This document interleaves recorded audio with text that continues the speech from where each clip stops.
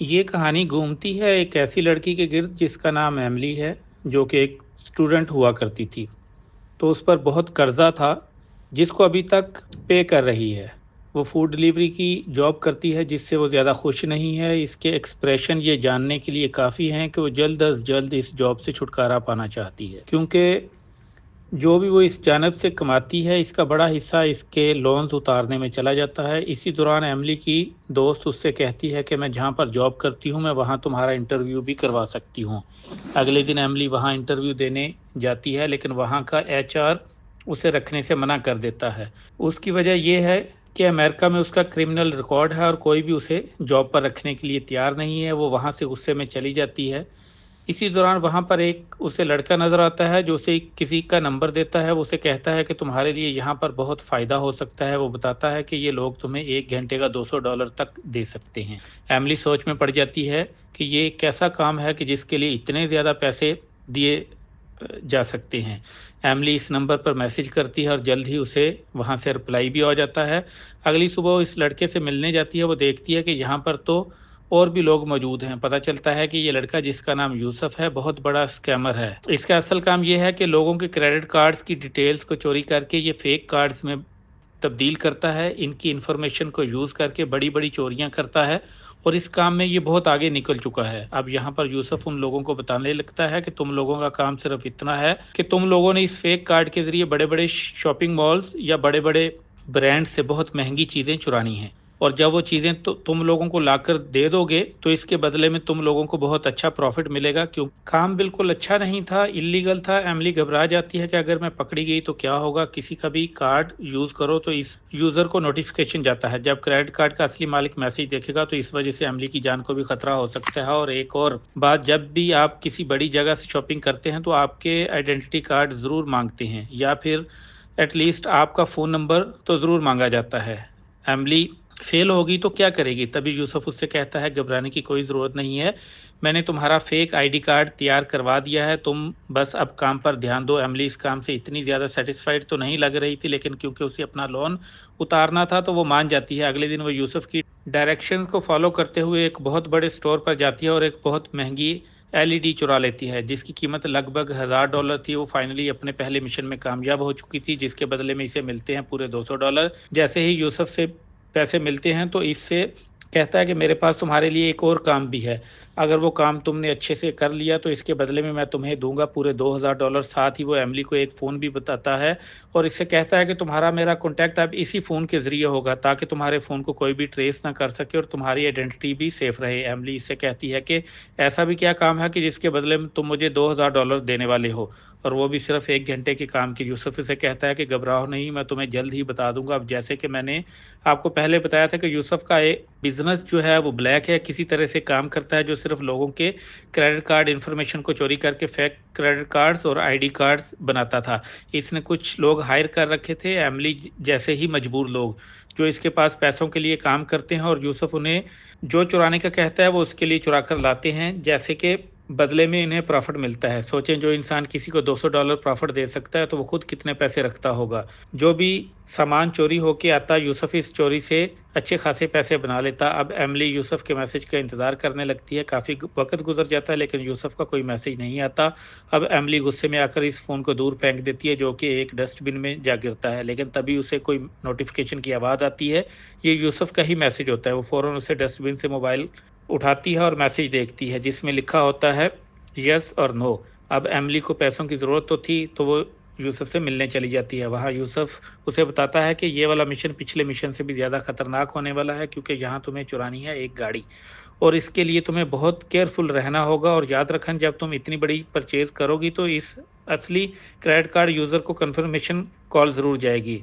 लेकिन इससे पहले तुम्हारे पास 8 मिनट होंगे। तुम्हें सब कुछ इन्हीं 8 मिनट में रैप अप करना है, यानी तुम गाड़ी परचेज़ करने के 8 मिनट के अंदर अंदर वहाँ से निकल जाना, वरना तुम पकड़ी जा सकती हो। एमिली इस चैलेंज को एक्सेप्ट करते हुए गाड़ी खरीदने चली जाती है। पर जब वो वहाँ पर गाड़ी खरीद रही होती है, तो वहाँ का मैनेजर नोट करता है कि ये लड़की तो गाड़ी के किसी भी डिटेल में कोई इंटरेस्ट नहीं ले रही। इसको इस बात से शक होने लगता है कि भाई जिस इंसान के इतने पैसे लग रहे हैं वो कुछ ना कुछ तो इंटरेस्ट शो करेगा। खैर, एमिली वहाँ से गाड़ी लेके बाहर आ जाती है और इस मैनेजर को तो शक हो चुका था, वो भी इसके पीछे पीछे आता है।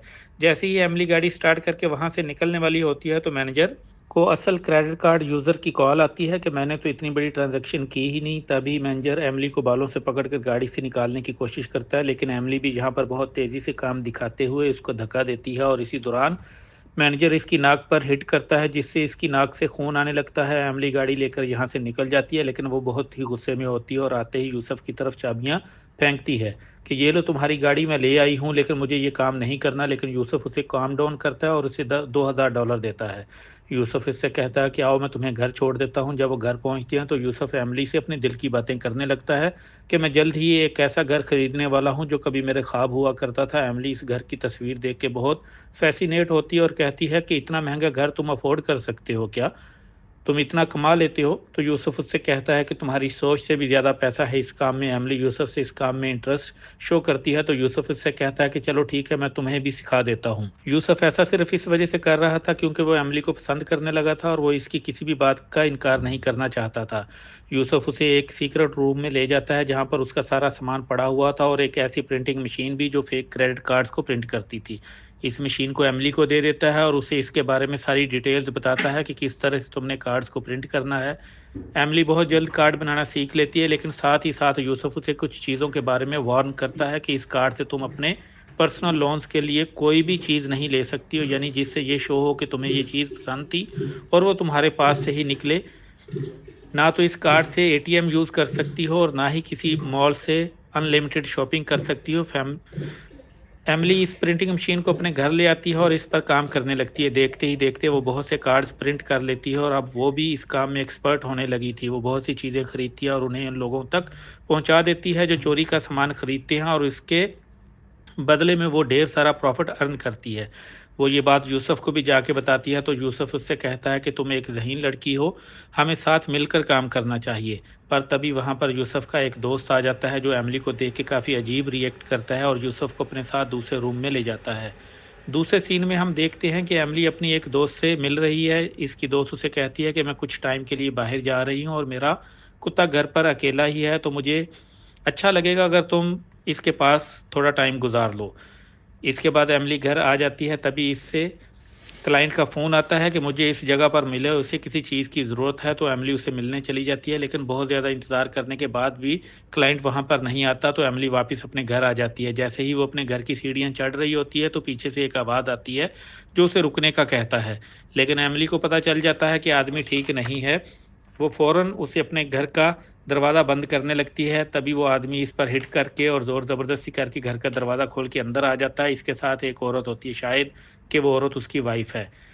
वही क्लाइंट था जो एमिली को मिलने के लिए बुला रहा था, लेकिन इसके पीछे वजह मिलने की नहीं थी कुछ। दरअसल एमिली का सारा पैसा लूटना चाहता था। वो एमिली की गर्दन पर चाकू रखता है और उसे कहता है कि मुझे अपना सारा पैसा दे दो। एमिली ने डर कर उसे सब कुछ बता दिया कि अब तक जो उसने पैसे कमाए उसने कहाँ रखे हैं।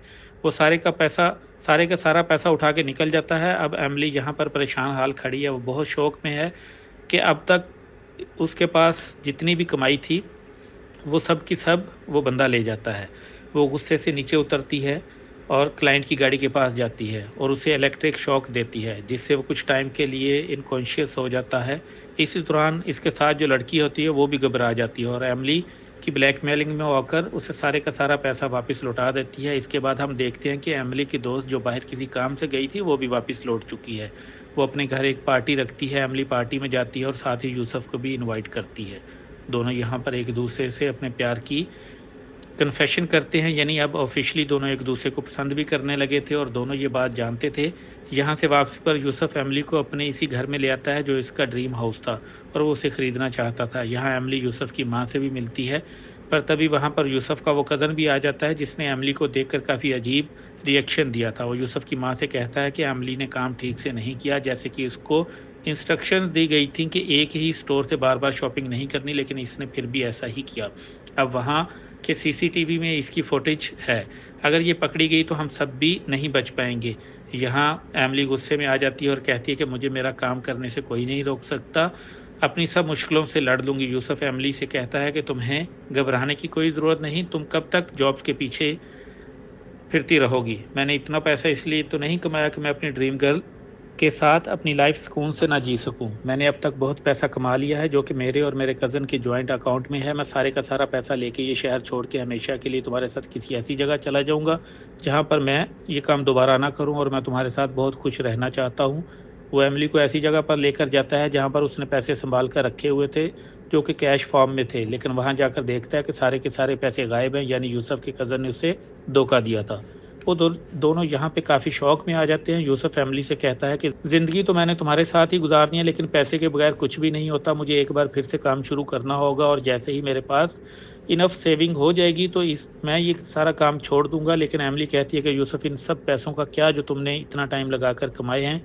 तुम्हारे कज़न के घर जाना होगा और उससे अभी अपनी रकम वापस लेकर आनी होगी। यूसुफ उससे कहता है कि बेशक वो मेरा कज़न है, लेकिन वो बहुत ख़तरनाक इंसान है। अगर वो मुझे धोखा दे सकता है तो वो ये भी भूल सकता है कि मैं इसका कज़न हूँ, और मेरी और तुम्हारी जान को भी ख़तरा हो सकता है। और एमिली पीछे नहीं हटती, वो खुद ज़रूरी सामान रखती है और यूसुफ को लेकर उस घर के बाहर जाती है, जहाँ यूसुफ एमिली से पूछने की जुर्रत करता है कि आखिर ऐसा कौन सा केस है जिसकी बेस पर तुम्हें कोई जॉब ही नहीं मिलती। तो एमिली बताती है कि मेरा एक बॉयफ्रेंड था जिसके साथ मेरा एक आर्गुमेंट हुआ था। मैंने इसके गले पर एक नुकीली चीज़ रखी थी और मैंने उससे कहा था कि मैं तुम्हें जान से मारने लगी हूँ।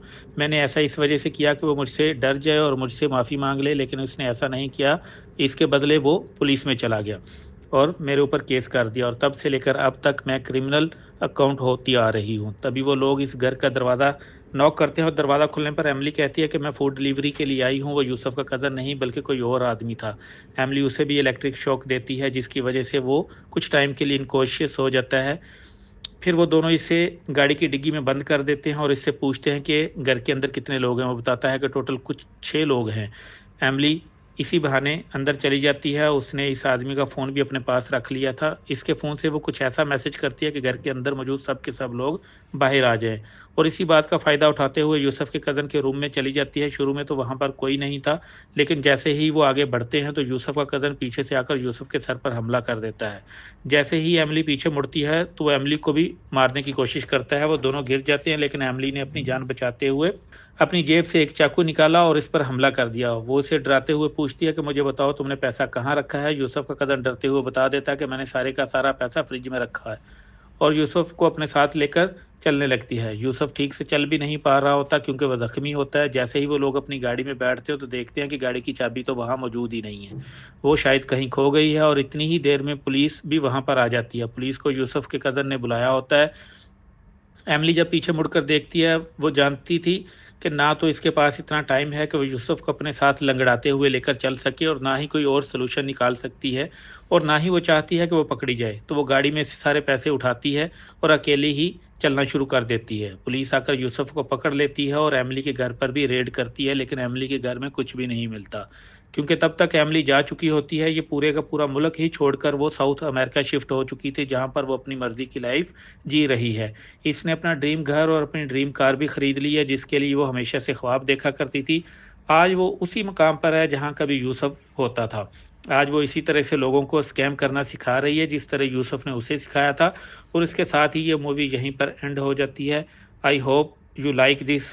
Thank you for watching. Channel को लाइक कीजिए, सब्सक्राइब कीजिए और कमेंट्स ज़रूर कीजिए।